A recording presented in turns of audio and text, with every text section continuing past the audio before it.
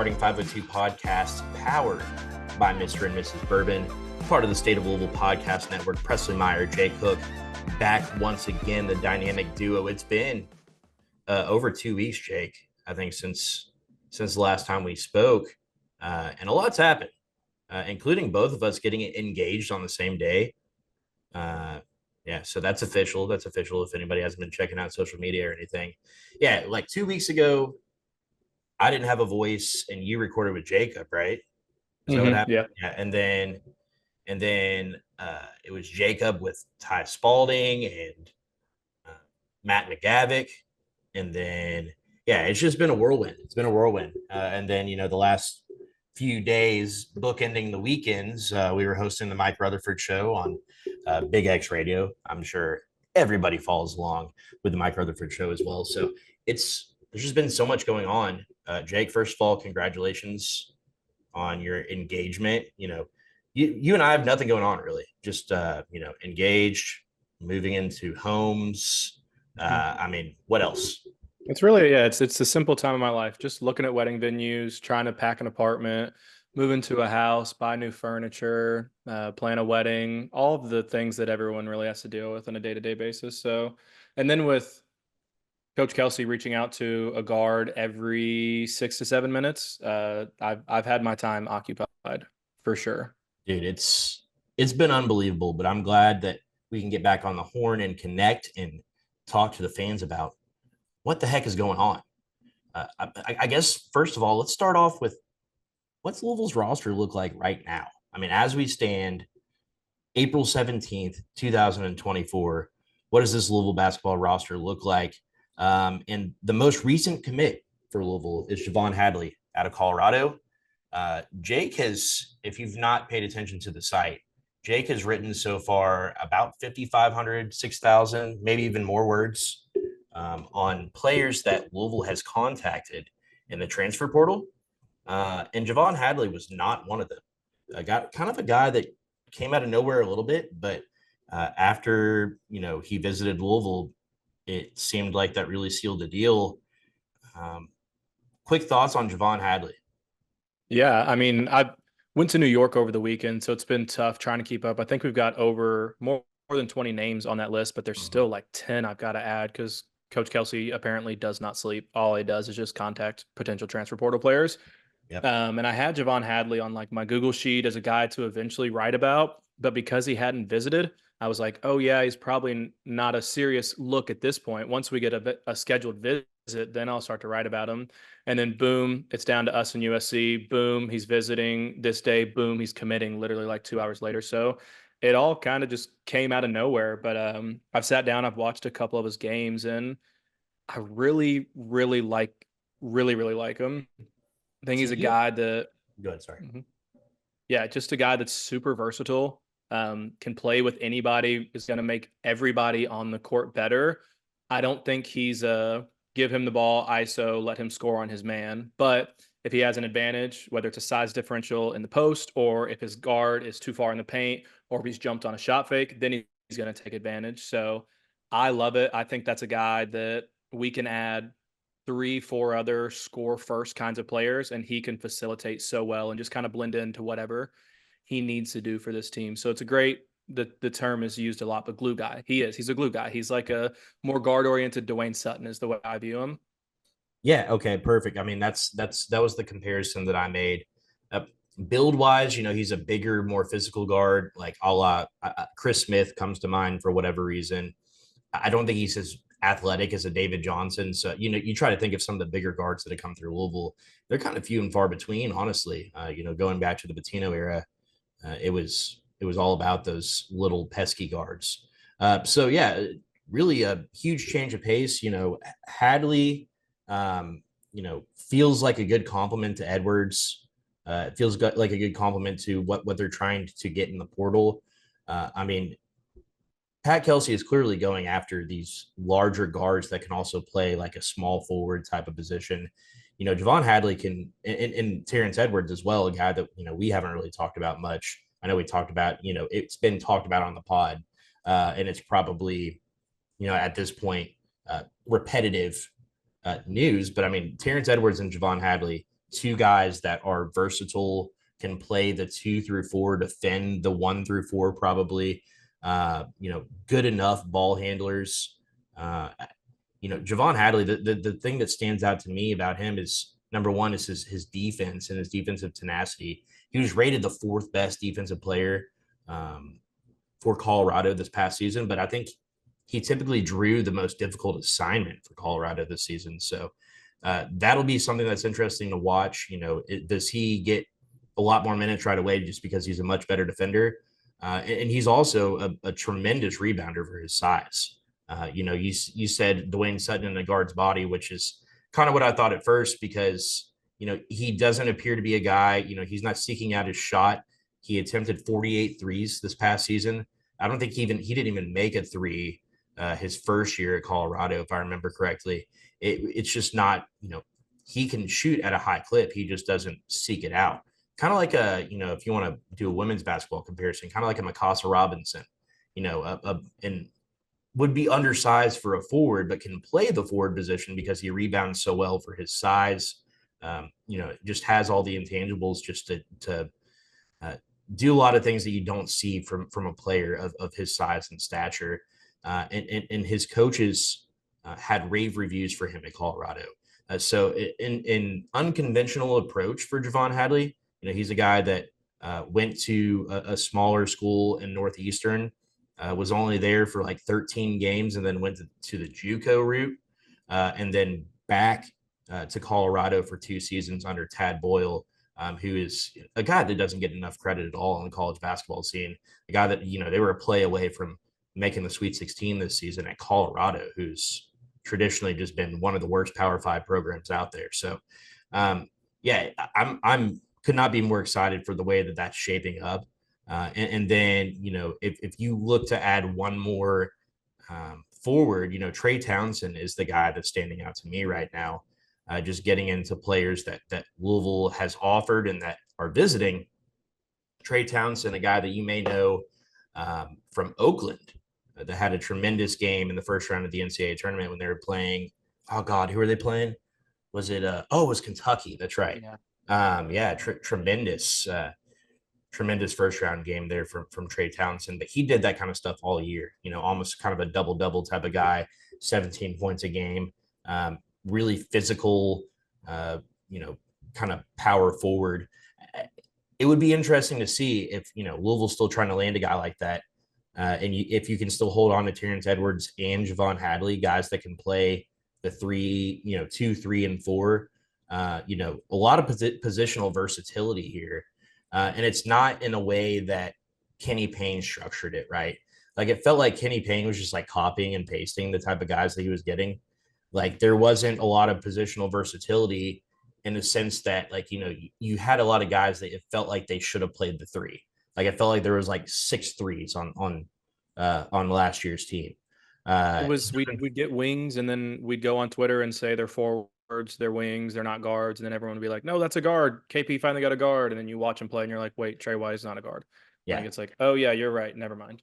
Yeah, Mike James, probably more of a 3 than a 2 type of situation.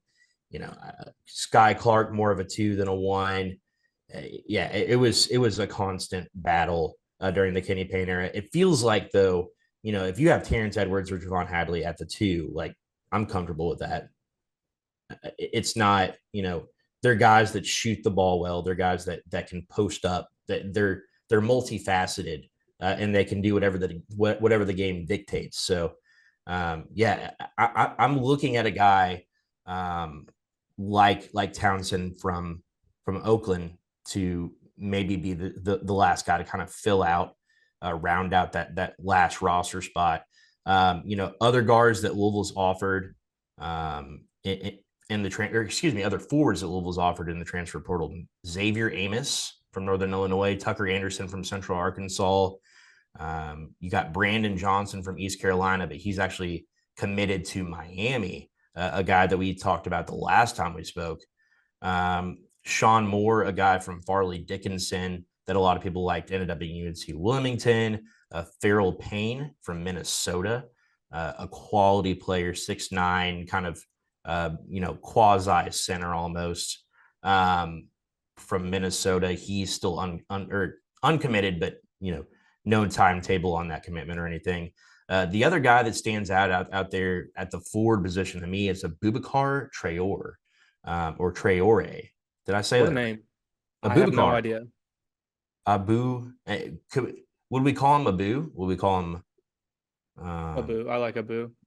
Yeah, Abs Abu. Long Beach State, a guy that is, again, one of these guys that is just multifaceted, could play a bunch of different positions all over the floor. 6'5", 195 guard, but I mean, you watch his highlights, dude's like getting up to swat shots at the rim type Yeah, of. he's definitely I think he's more of a forward, plays more like a 3 or a 4 and kind of that undersized frame. Dude Yeah. can do everything Mhm. except for shoot the basketball. Yeah. Like great in transition, really long, lengthy, kind of a little bit like not unskilled, but lesser skilled Pascal Siakam. Obviously, Mhm. Siakam kind of added that 3-point shot to his game eventually, but like finishes well in the paint, plays well in transition, rebounds well for his size, averaged nearly 5 assists a game last year, 1.5 steals, 1.4 blocks. So dude does it all except for shoot. Guy has a broken jumper, shot 9% from 3 last year. He only averaged like I think half an attempt a game, so it wasn't like he was like just killing his team shooting and missing a bunch of threes, but dude can do everything except for shoot. Yeah, I mean, that would indicate, I haven't looked at his official stats, but that's like 1 for 10 on the season, basically 1 for 11, something like that. It So was yeah, it yeah, was not he was not a high volume shooter or an effective shooter. not a guy that's going to be popping threes very often. And that seems like that's the other thing. What is, we're kind of bouncing around here just a little bit, but what the staff is wanting to get out of the portal, it seems like almost every guy that they're offering is a really solid shooter. I mean, 9 out of every 10 players that they offer is a really, really good shooter. And that's kind of how it was at College of Charleston, right? Yeah, I that's exactly what PK wants. He wants 4, and if he can have it 5 shooters on the floor at all time. I was writing in that article. If you're a guard that shoots more than 4 threes a game at above 35% from 3, you're getting a call from Pat Kelsey. Like that's what it's been this offseason. Yeah, that's absolutely correct. Looking at the roster, just to back up just for a second, the way things stand right now, the only player we haven't heard about from last season is Hersey Miller. There's been like quiet talk about him potentially coming back, a guy that's going to be a walk on. He's making more NIL than probably, 10 of the guys on this roster will make. He makes $500,000 a year, which is just crazy, Mhm. crazy town.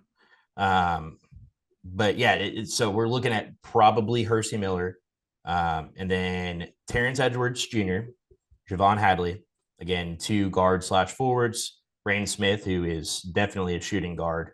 If there's a player on this team that just does what he does and is locked in at his position, that'd be Rain Smith. And then James Scott, a guy that we're not talking about a lot, and a guy that's probably not a starter next season. But I was listening to the Field of 68 guys this morning. Good old 3:30 a.m. while I'm boarding my flight this morning, and they were talking about James Scott and how he was under recruited out of high school. They said, if you went back and listened to, their conversations when he committed to College of Charleston, they felt that was a guy that was like a North Carolina type of player, like a guy who could develop into what, and they think will be an NBA talent. So, a lot of people were really disappointed with, bringing over James Scott because he was just a 5 point per game type of player. This is a guy that's shooting, what is it, 82% from the field this season. So It's uh, something insane. All he does is dunk the ball. Anytime he gets it, I'm gonna dunk it. yeah, so tremendous athlete. I'm excited to see him, but the guy that could be right there next to him is Jayden Quaintance. And it has been made official. He is visiting on Thursday, the 18th. So April 18th, Jayden Quaintance. It's a hard name to say. Jayden Quaintance. It's like acquaintance Yeah, without the A. yeah. If his middle name is Adam, we got to call him acquaintance. Like Mhm. that just makes sense. Jayden Quaintance was a long time commit to the University of Kentucky. when John Calipari left, Quaintance decided to open up his recruitment, just like I'm pretty sure every recruit except for one now has at Kentucky. And Quaintance is a top 10 player in this class. So he'd be an incoming freshman. And he's a center who can pretty much do it all. I don't know who you'd compare him to, but this is a guy that he does not turn 17 until July 11th. So he's still 16 right now. Whenever he commits and signs somewhere, he's going to be 16 years old and starting off the season freshly 17. So that means that he has 2 years in college basketball now. The way things are going, everything wound up perfect and he ended up at Louisville. That doesn't mean that he's guaranteed to be at Louisville, a year from now. But with all that in mind, I mean, that's not a guy that you would turn down. And it'd be unprecedented for Pat Kelsey to land a guy like this. Most of the guys that he's brought in his entire career, because of what was necessitated, the type of players that you get at the level that he was coaching at. He never had an opportunity to land players like this. What kind of statement would that make? And what does Quaintance bring to the table? I mean, landing a guy like Quaintance would be huge. I mean, there are probably some more year one impactful players that we could land in the transfer portal, but I mean that would make waves in college basketball. Him landing a top 10 recruit at Louisville in his first month on the job also helps out that he was a former UK commit. So I mean, that would be ginormous. And Quaintance as a player, I mean, he's 6'9", a little thin to play the center position in college right now, but I don't know how much weight he'll put on because I think he's got that NBA body that they want to play that 4 or 5. But 7'3" wingspan, so just long as hell. Average like more than almost 3 blocks a game in the overtime elite league, nearly 2 steals a game, 17 points, 12 rebounds. So I mean, dude does it all. I watched him last year whenever I was trying to figure out who Tyler Johnson was, whenever he officially came to Louisville and they played in that same league together. And he was 15 years old playing against 17, 18, sometimes 19-year-old kids in that overtime elite league. And he was one of the best players on the court all the time. So, I mean, dude is good about being patient, strong around the rim. I would say solid post moves, not electric. You're not going to Zach Edey him. You're not going to feed him the post every time and just let him go to work, but has the strength and athleticism to be a threat, to easily get a dump off, just dunk it over somebody, dunk tips, all that stuff. Really good foot speed, helps him out in transition and helps him out in the pick and roll defense. So you get a guy like this and you assume that you get to keep him for 2 years. I mean, that's a program changing player, especially for Pat Kelsey to land less than a month into the job. Yeah, I mean, he's not done growing. If you listen to interviews, he still sounds like a kid. I mean, I know he is a kid, but he sounds I don't think he has his intermediate yet. Yeah, I don't think, he can't drive himself anywhere as of right now, at least not in the state of Kentucky. So it would be a fascinating get. But I think one important thing to remember too, when you're considering a prospect like this, he already has a 7'3" to 7'4" wingspan.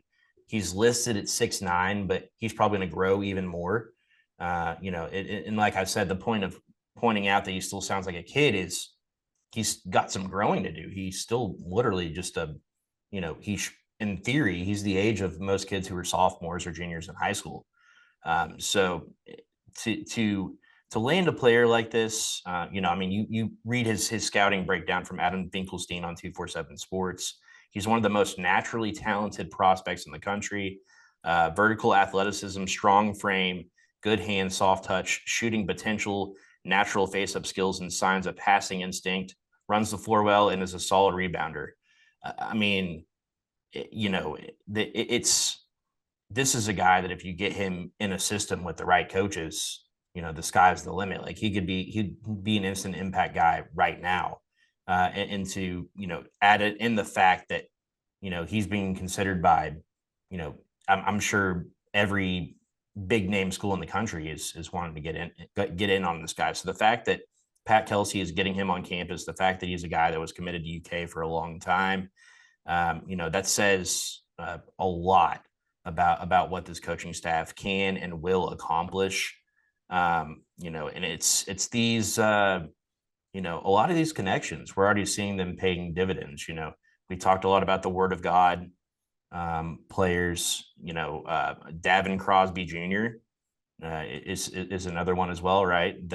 Has he officially set up his visit to Louisville, or? I saw somewhere that somebody said I couldn't get it official, but I did see a Mhm. tweet that said that it was in the long list of names: Ali Khalifa, Abubakar Traore, all those Mhm. guys, and Davin Crosby was listed in there that he was visiting this week. I don't think I've seen like a Ty Spalding or a Mike Rutherford or a Jody Demling confirm that, but I have seen it on Twitter that he's expected to visit. It's it'll be really interesting to watch. I mean, there are just a ton of guys that will be on campus Thursday through Sunday. Trey Townsend, they're looking to get the Thunder commit, get him in town, let him see those fireworks. He won't leave without committing. Come on. In all seriousness, there's a number of other. I mean, I don't even know which direction you'd want to go at this point. Uh, they've offered, or not offered, but they've reached out to, that we know of. It looks like 19 guards, and it, a lot of it's kind of like, how do you characterize a guard? But 19 guys that aren't a 4 or 5, right? I think that's a better way to put it. And so it's very clear what Louisville's looking for. But I mean, I'd be interested to see a guy like Boopy Miller from Wake Forest, a guy that we were super high on last season, that just absolutely ate Louisville's lunch. You got Koren Johnson from Washington, Boogie Fland, another guy that was he not committed to Kentucky? Is that correct? Yeah. And Yep, so he decommitted yesterday, so 2 or 3 days ago. yeah, so he was committed to Kentucky. I think he chose them over Memphis. Is that right? And it sounds like, from everything that I've heard about Boogie Fland, that is a guy he's a McDonald's All-American. He's a guy that, it seems like he'd be one of those guys to follow Cal to Arkansas. But he said, he's come out and said that Louisville is the school that's pursuing him the hardest right now. What do you know about Boogie Fland? I've watched him a little bit. I actually watched him when I was in New York. Was it New York? The McDonald's All American game. I believe it was over the weekend. And Boogie Fland was the best player on his team. I think he scored like 17 points, 5 rebounds, a few assists, but like just naturally gifted scorer. Kind of reminds me of Rob Dillingham, which is why it made so much sense for him to go to UK or follow Calipari to Arkansas. But just like dude can score at all three levels: mid range, 3 point, at the rim, and will just like kind of how you would like you're playing good defense on Rob Dillingham, and then next thing you know, he just pulls up and splashes a three from 26 feet away with a dude in his face. And that's the kind of ability that Boogie Fland has. 6'2", 175, so a little on the smaller side when it comes to his frame, or at least his thickness. 6'2" is not too bad. But I mean, just really crafty finisher, kind of that Northeast style of play where he can score any way you can possibly think of. So I wouldn't hold my breath on getting a commit from a guy like Boogie Fland, because he already has that tie with Cal. Arkansas has nobody on their roster. I think they have one player on their roster right now, so they have plenty of guys to fill that roster. So I wouldn't expect him to land it, but I mean, it's still nice to see that Coach Kelsey is so aggressively going after some of the best talent. Yeah, I mean, he's swinging for the fences, dude. I mean, there's a lot of guys out there though in the portal that, I mean, I I'm kind of addicted to the experience factor now. Like, I just think that that's the future. It's nice to look at players like a Boogie Fland or like a Jayden Quaintance, and don't get me wrong, Louisville's not going to turn those guys down if they want to come here. But I still get super excited over a guy like Dante Maddox from Toledo, and that's a guy that he visited last week at the same time, I believe, as Nick Boyd, who was a kind of a secondary guard for FAU. I I'm interested to see what happens with Dante Maddox. From everything that we're hearing, it's down to Louisville and Xavier. He is an Illinois native, and everybody was thought that he would lean Illinois, especially because they have that massive NIL bag. But Illinois has recently grabbed a couple of guards. It looks like it'd be really hard to find significant playing time at Illinois. And Louisville's still in need of a point guard. And I think Dante Maddox is the guy that fits the bill perfectly for them. kind of an athletic freak, excellent instinctive passer.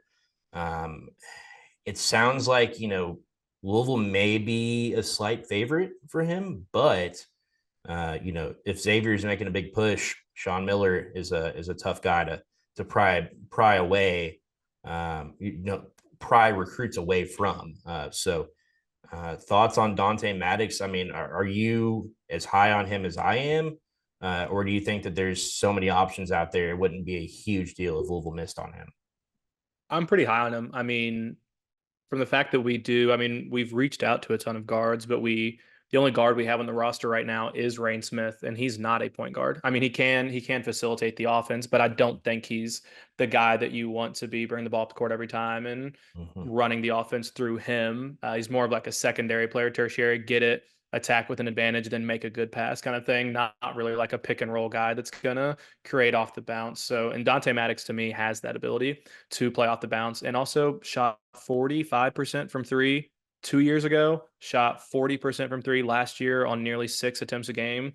I mean, to me, I don't, he just start sending him in his DMs, just tape of College of Charleston from last year. And just be like, that can be you. That can be you. That can be you. I mean, I think he's a perfect fit for what we need. We need guards, we need ball handlers, and with his ability to shoot. So to me, I think I would be definitely very hurt if he didn't land. There's still so many we've reached out to, so it wouldn't be a kill shot, but I'd certainly be hurt. Yeah, I mean, Dante Maddox, a thing that stands out about him, and we talked about this on the Rutherford show this past week, he has NBA range. I think he made, according to what is it, transfer portal stats or whatever, the one that makes a ton of these highlight videos. Shout out to, we got to get their name right, but I think it's something like that, college basketball stats or transfer portal stats or something like that. Dante Maddox made, I believe it was 27 threes from beyond 25 feet last year. So he's a guy who has some legit range. We used to call it Steph Curry range. I think we call it Caitlin Clark range now. I mean, I don't think there's a better experience fit out there for Louisville than Dante Maddox. The thing that gives me pause, and I mean, you tell me what you think about this, Jake. The thing that gives me pause about Dante Maddox is if it just comes down to who's willing to pay more for him. I'm not sure that I like the idea of that. Because especially with the way that they're trying to assemble this roster, it seems like Kelsey so far has 4 commits from guys that are coming here because they see themselves fitting at Louisville, because they want to play for the coaching staff, because they feel like that's the best decision for them. If it's ultimately, something where, and I'm not saying that this is 100% the reason why he'd come here, but if it's ultimately Louisville offered him, $50,000 more than, that's totally hypothetical, by the way, 10% more than Xavier did, does that make you feel any kind of way, or is that just how it is now? I think it's how it is. I mean, from what I've heard, we landed Terrence Edwards Jr. because of the NIL that we offered him, because his coach at James Madison, where did he go take a job? Do you remember? He got a new job somewhere. I can't remember where it's at, though. I want to remember. I don't even want to look it up. Keep going. Keep riffing. So logically, it would have made sense for him to just go follow his coach to a bigger program. But instead he chose Louisville. And I think I heard Rutherford say that someone asked, how much did we pay Terrence Edwards Jr. more than, because I think at that time some of the numbers were coming out for guys and it was in the million range. AJ Storr said it, that he wanted $1 million, and someone asked, did he get paid $1 million? He was like, no, it's not $1 million, but it's in between 500,000 and $1 million, and it's closer to $1 million than it is 500,000.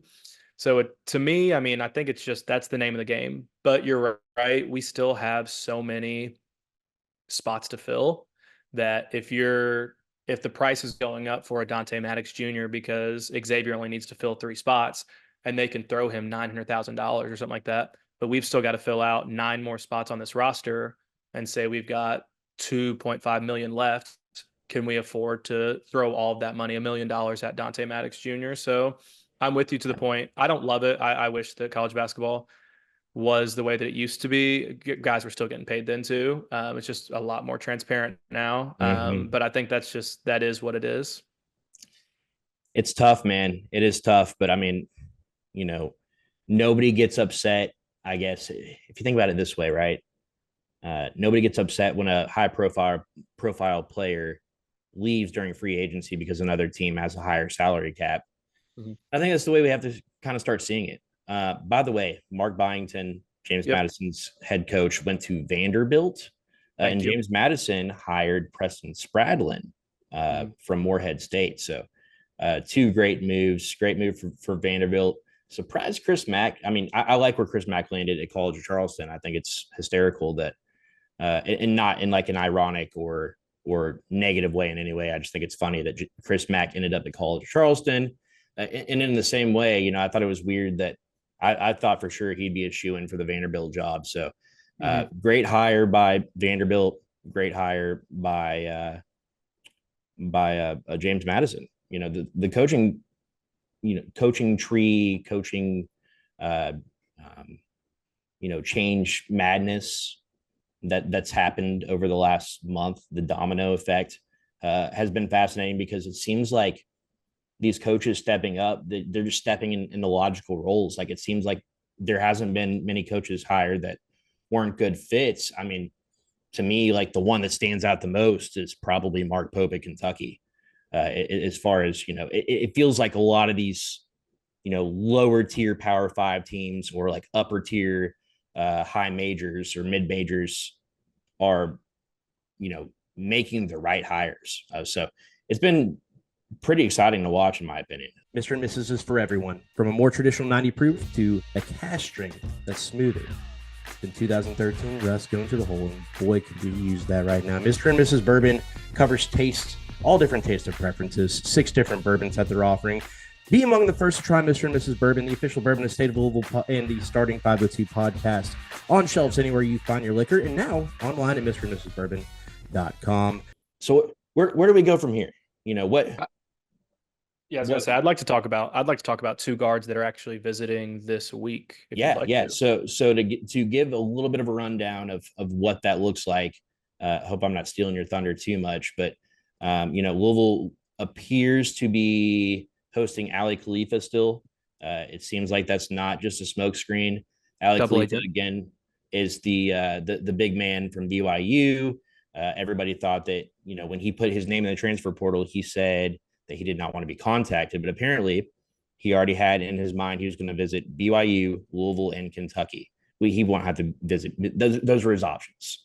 You can go back and visit if you want. Yeah, there's reports have come out though. It sounds like it's a legit thing that Ali Khalifa is interested, and Louisville is equally as interested in Ali Khalifa. We talked about briefly Abubakar Traore, let's call him Abu Traore. Is visiting on Thursday.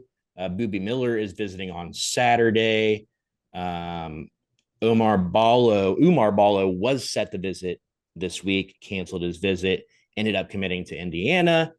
Corin Johnson from Washington is also set to visit on Saturday as well, at the same time as, who was it again? Boobie Miller and Trey Townsend. So a lot of good names out there. Townsend I thought Trey Townsend was later. Am I wrong there? Trey Townsend is visiting on Thunder weekend, which is this weekend. So, you're right. It is this weekend. Yeah. Okay. Yeah. So that's what it was. Trey Townsend visited Arizona and Ohio State first. So we're getting that last visit, which by the way, if we get him on that 3rd visit and he hasn't committed to Arizona or Ohio State by that point, and he still comes, that's a pretty damn big deal. Yeah. That makes my small wiener the bigger wiener. The big wiener. Yes. I will say 2 guys that I want to talk about: Boobie Miller, Corin Johnson. We're reaching out to guards, but we haven't had a guard commit yet. If you can get any 2 of the 3, Dante Maddox Jr., Boobie Miller, or Corin Johnson, and you add in Rain Smith, I mean, that's 3 really solid guards. Maybe you go after one more guard, /wing, but Boobie Miller, we saw him last year at Wake Forest. I mean, undersized guard, 6 foot, 165, but like Hooper. Just you look at him, you're like Hooper. Scores in any way, average nearly 16 points a game, 3.5 assists a game too, so a pretty good facilitator as well. Not like crazy athletic, but just like super crafty and like can score in any way, whether it's from three, mid-range, at the rim. Good 3-point shooter as well. I think he shot like 37% from three. So that fits PK's system. Really plays well in transition as well. So that's another big thing, and has deep range. I think I saw he made 9 threes from deeper than 25 feet, which isn't a ton, but like that's 9 more than I ever made in my career. So I think Boopie Miller's would be a great fit. He's a top 100 player in the transfer portal. And then Koren Johnson from Washington, that's one of the guys that I've heard is like kind of how you started to hear that we were going to get Javon Hadley. That's kind of the guy that I've been seeing that he might be the next guy, or he's almost a certainty to, not a certainty, but read a lot that he is very seriously considering Louisville. Because at one time he had late March or early April, he had top 5 schools. Louisville was not on that. And now all of a sudden he reopened that. And I think we're the only school that I've seen him planning to visit, which is always a good sign.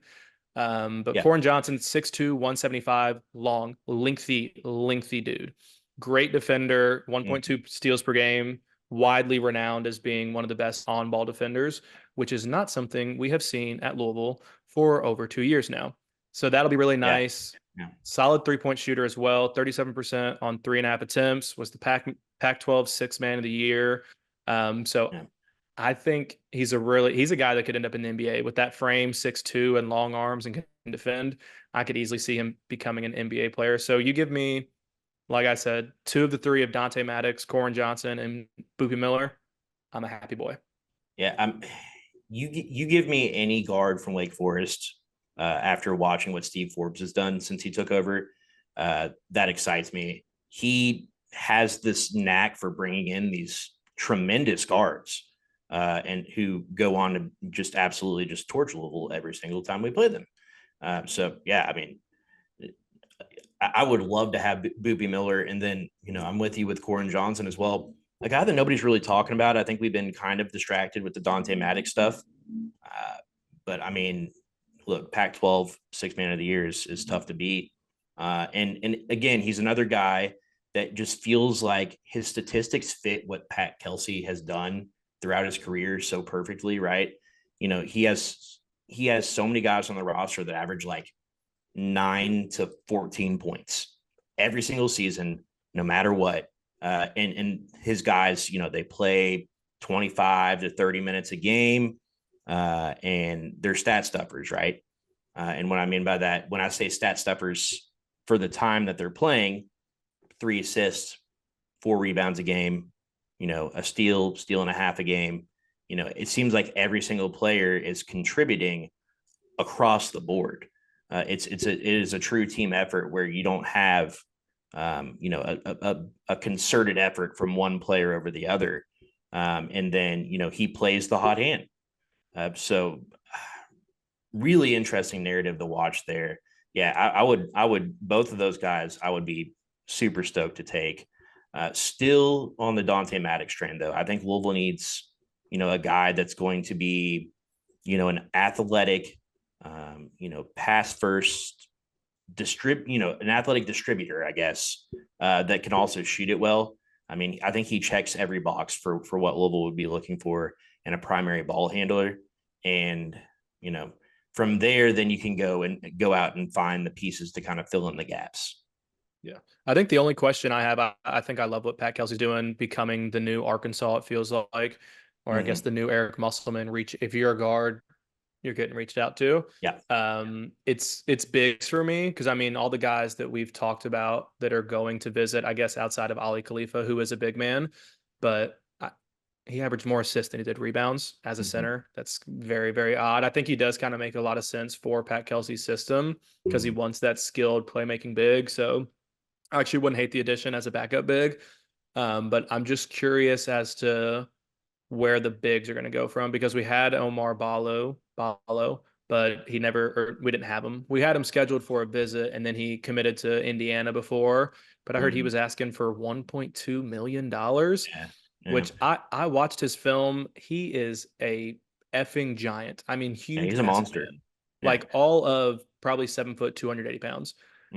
He's not that good, nor he's huge. So, he's effective in college basketball, but like, he is not that skilled, fouls a lot, has really slow feet, shoots below 50%, not a factor in transition, cannot shoot the ball whatsoever.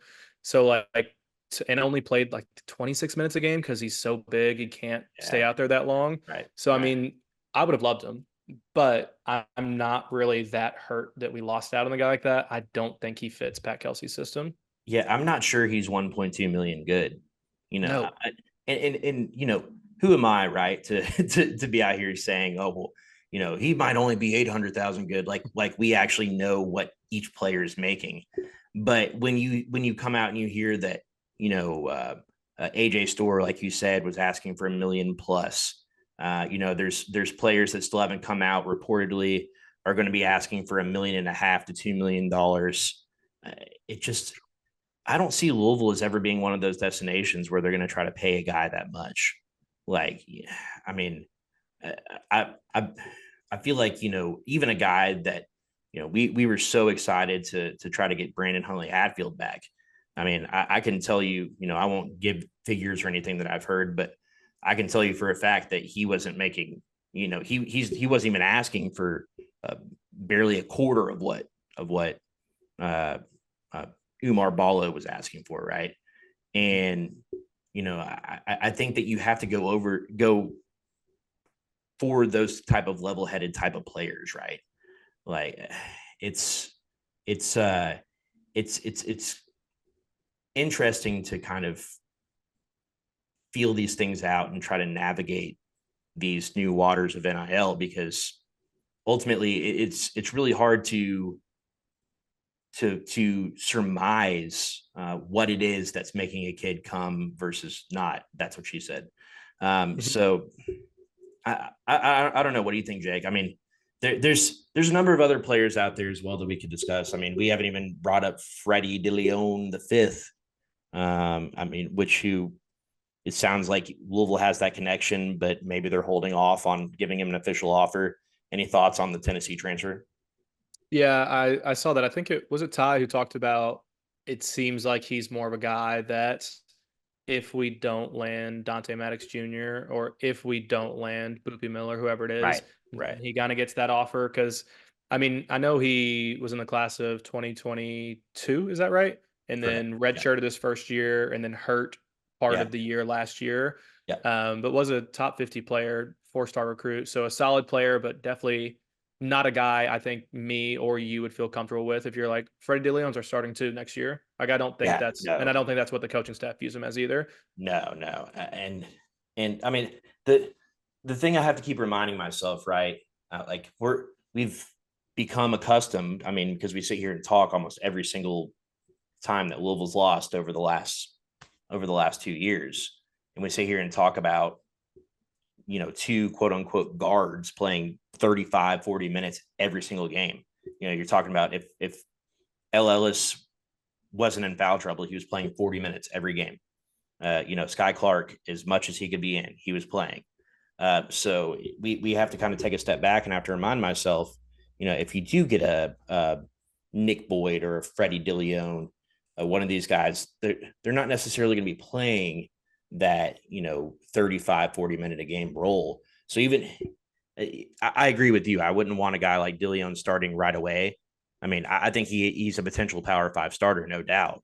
But right now, we want to win. So we want to bring in guys that are going to help Louisville win right away. Now, if you told me, Nick Boyd is your sixth man, coming from FAU, and he's coming in and playing 22 minutes a game, I'd be stoked about that. I think as the roster begins to form, the narrative will begin to mold around, the type of players Louisville gets, and then how they fill in the gaps. How are they going to utilize their scholarships? And will they utilize all their scholarships? We saw Kenny Payne in year one used 10 scholarships, and used 11 or 12 last year, but then had to burn one on Trenton Flowers. Whole big mess there. But it's been a while since we've had 13 scholarship players on a roster. So also I'm had interested Fabio to see. Basili and Karan Davis using scholarships as well. So those were essentially burned as well. Please don't make me throw up. No, man, I'm excited to see where we go from here. The big thing to watch out for right now is some of these big names that are going to be on campus this weekend. Again, to repeat and reiterate some of the names: Corin Johnson from Washington. Let's see. Sorry, I'm kind of looking at an old list. Chris Youngblood canceled his visit, so we got. I can help you out here. We got Corin, Ali Khalifa visiting. Ali Khalifa, Corin Johnson, Traore. Yep. Traore Jr. Traore, yeah. Yep. Boopie Miller, Corin Johnson, Trey Townsend. That's what it was. Jayden Quaintance is also visiting. So, I mean, I wouldn't be shocked if we've got another 2 to 3 commits, maybe by the end of the week, start of next week. That seems kind of right in line with me, which is nice also because last year it seemed like, because I was writing those articles last year as well for the transfer portal, and you'd see a guard come out and it would be Keon Minifield, who ended up going to Arkansas. Louisville reaches out. And then I write about that and I go and watch his game and I write about, oh, dude, Keon Minifield could be great. He's so fast. He's a freshman. He's so good. He's electric, shoots threes, all this. Right. And then you never hear anything else. We would make that initial list of schools that have reached out, and then it would never be a visit. Right. Almost never be a visit. It would never be, we made the top 6. So like, it's really nice to not only be hearing us reaching out to names, but then getting those dudes on campus 5 days after that. Right. It's a new day. It's a new day in Louisville. I'm excited to have a coach that, seems to never sleep and is just embracing NIL. He is, fully invested in embracing NIL. It's, as we start to construct this roster, it's gonna be, I'm not gonna say unheralded or never before seen type of excitement, but it's going to be excitement that we haven't had around the program in quite a long time. And the fact that they're rebuilding the entire roster. I was actually going to ask before we get off here. Have you heard anything more on anybody returning from last year's team? I know at one point you were thinking maybe one guy, but that'd be about it. Yeah. Does it seem like that's still a chance, or? I think there's a chance. I'll say that. I don't want to give any names or anything away, but I think there is a chance that we see maybe one guy return. If I'm told I can say anything more, I will. But for now, I will say there is a chance that one player returns. So Karan Davis bringing John L with him. Yes, that's what it is. It's Karan Davis coming back. It's actually Fabio Basili returning for a super sophomore season. Yes, that year at UT Arlington really prepared him for ACC play. What's funny is, we've been watching a lot of this tape, and I think it was Trey or Ballo, watching Ballo's tape, and I'm watching him just cram on fools, and I'll look up and I was like, that's literally Fabio Basili right there. It's like, that just blew my mind for a second. I was like, was that one of the Island Boys out there? Was he just dunking on the Island Boys? It is really nice to think about how 2 years ago we were getting excited over players or trying to get ourselves excited over players like Karan Davis and Fabio Basili, which are one dude, Karan Davis, no one had ever heard of. And then Fabio Basili was like a 197th ranked recruit in that year's class and stuff like that. So, and I think he reclass to get to Louisville that year too. Yeah. And now we're talking about like Boopie Miller, who we watched last year score 17 a game, Jayden Quaintance. I cannot say that last name. Quaintance. Trey Townsend, dudes, all these dudes are going to be on campus. We have seen them. We know they are good. These are dudes that are going to elevate Louisville's status next year. So it is very nice. It is a great time to be excited, and I'm excited with the direction that Coach Kelsey seems to have this program going into. I'm jacked, bro. And as people can tell, it's become difficult to keep track. It seems like every time I look up, there's another piece moving. So forgive me as we stumble through some of these names and try to figure out, exactly what the timeline looks like and who players are considering. But I will say it's so refreshing just to see, so many big name players being even talked about around the program, and not in a way that we're being used by a coach so he doesn't lose his job for 2 more weeks. Just being used as a courtesy visit to help the coach out as they go drive up to Lexington afterwards. Right. All right. Last thing, over under right now, 1.5 commits before 1.5 more commits. So Javon Hadley does not count before we'll say Sunday night. Yeah, I was gonna say I'm feeling like I feel like we're gonna have a Thunder hangover. If anybody goes to Thunder, you have that day after hangover, and I'm feeling at least 1 commit that day. Okay. So I'll say over, but so by the start of next week, I'll say we'll have at least 2 more commits. Cool. I'm excited. I'm firm on that.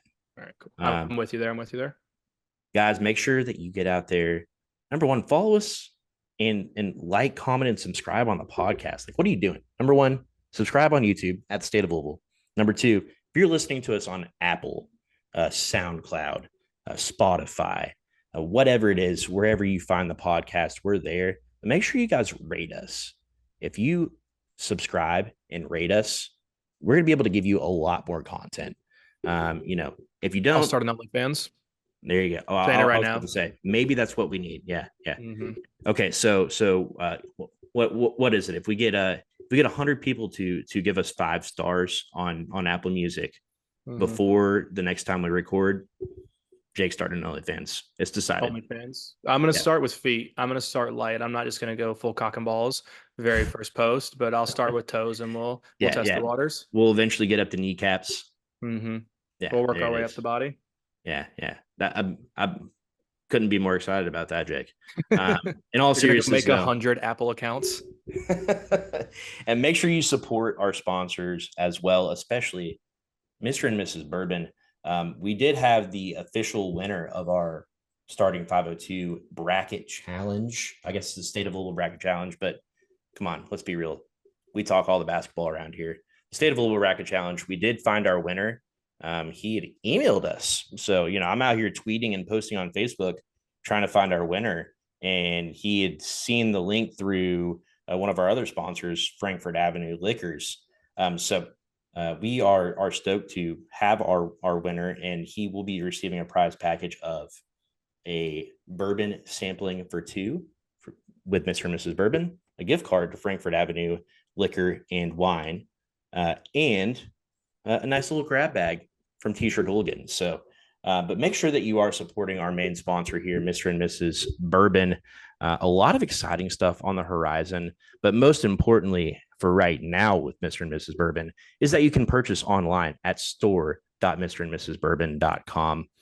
You can follow us on Twitter, on the X, at J. Well, actually, what are you? U of L _ updates, Jake Hook? Is that the best way to follow you? That's a great question. Let me look. I think, it's at U of L _ updates. I just always tell people it's the weird cartoon looking cardinal bird.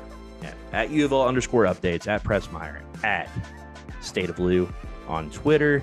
And as always, make sure you like, comment, and subscribe, as we've already said. Until next time, Starting 502 Podcast. Let's get out of here. Go Cards. Let's get some commits. Go Cards.